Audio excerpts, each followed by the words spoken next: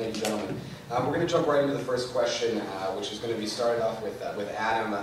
We are seeing increasingly different ways of digital technology allowing for increasingly specialized screens and displays, and particularly with digital place-based media.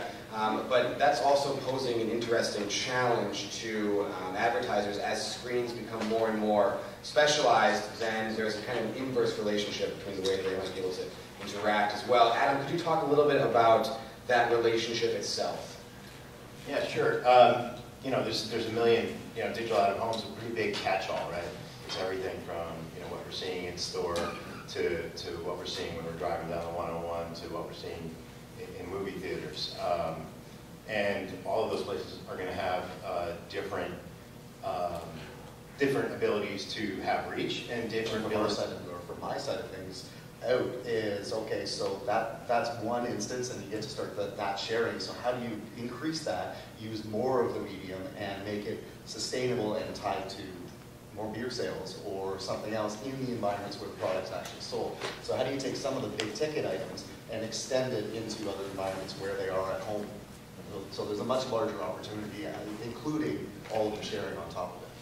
Sure, and then social media clearly is something that can amplify these types of things and make one single installation turn into almost a phenomenon. Rob, continuing on this type of idea with the balance and this kind of type of relationship, how can you look at your client's needs or look at a marketer client's needs and some of the activities that they're already using in other areas to determine if they're kind of going to be looking for a little bit more along the lines of reach or a little bit more along the lines of a specific impact like this? How can you utilize some of the other telltale signs? Well, I think, and I think it's something that we as an industry have probably done fairly poorly, is really take the time to understand what the heck the client is doing. I mean, it doesn't take that long to go out there and really understand, okay, what is it that P&G is doing with their mix brand?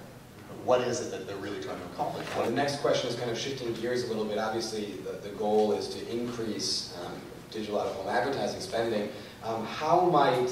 Question for the panel, how might alternative pricing models than the traditional CPM model boost some of these sales or make these types of buys a little bit more attractive? Or what effect might pay-per-view types of pricing models? In fact, this is something that Jeremy brought up earlier.